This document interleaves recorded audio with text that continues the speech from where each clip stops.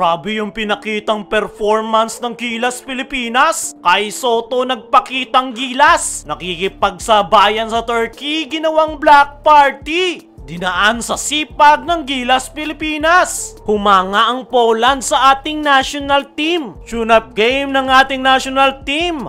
Poland versus Gilas Pilipinas, huling tune-up game. So first quarter nga mga chong, napakaganda ng pinakitang performance ng ating national team. Nauna nilang natikman ng kalamangan, ganda ng depensa ni Chris Newsome. Nakakapalag ang Gilas Pilipinas. Pinakain pa ng piso ni Kai ang bigman ng Poland. Tense na tense si Coach Tim Cone. Junmar Fajardo nagpapakilala. Pinapakita na hindi lang siyang pang-PBA. Dominante ang loob ng painted area. Kaya naman natapos ang first quarter. 16-23, 7-point lead para sa Gilas Pilipinas. Pagpasok ng second quarter, tila tumodo na ng laro ang Poland. Biglang gumanda yung kanilang outside shooting. Nagparamdam na rin itong NBA player na si Jeremy Sochan. Kitang-kita na angat ang kanyang skill set kontra sa Gilas Pilipinas players. Pinosterize pa si Abay. Kaya naman tapyas agad ng kalamangan ng Gilas sa 4. Kaya naman napatawag ng timeout si Coach Tim. Hindi niya nagugustuhan yung depensa ng Gilas. Kaya naman nagparamdam naman itong si Justin Brownlee. 5 straight points agad ang kanyang naitala para alagaan ang kanilang kalamangan. Kai Sotto na mo problema sa foul. Kaya naman galit na galit sa Poland, ginawang black party. Paramdam na rin yung ating mga bench players gaya ni Carl Tamayo at Japet sa painted area. Pero under 2-minute mark, biglang ang nag-init itong gunner ng Poland. Pinagpapaulanan ng 3-point shot ang Gilas Pilipinas. Kaya naman ganun-ganun lang, burado na yung lamang ng Gilas at nakuha na sa wakas ng Poland ang kalamangan 41-38. Leading scorer si Justin Brownlee with 12 points. Sokolowski naman para sa Poland. Pagpasok ng third quarter ay napakainit ng simula ng Poland. 9-2 runs sa pangunguna nitong si Sokolowski. Buhat na buhat ang Poland sa nasabing player. Nagbaon pa ng 3-point shot. Justin Brownlee ulit yung sumagot para sa Gilas Pilipinas. Buhat na buhat ni Justin Brownlee ang ating national team. 9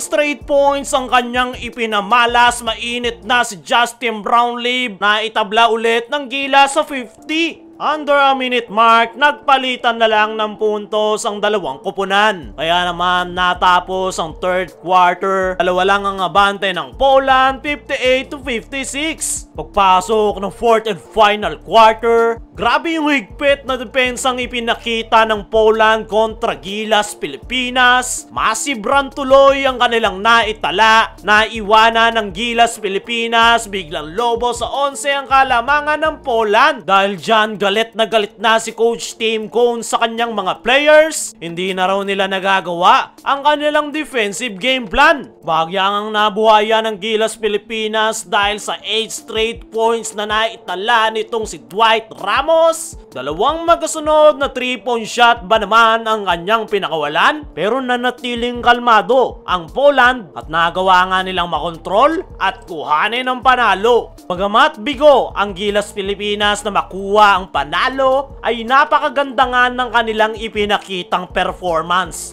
Pinakabangan nila ang number 15 world ranking na Poland at isang malaking sign nga yan na kayang sumabay ng Gilas Pilipinas sa malalaking koponan.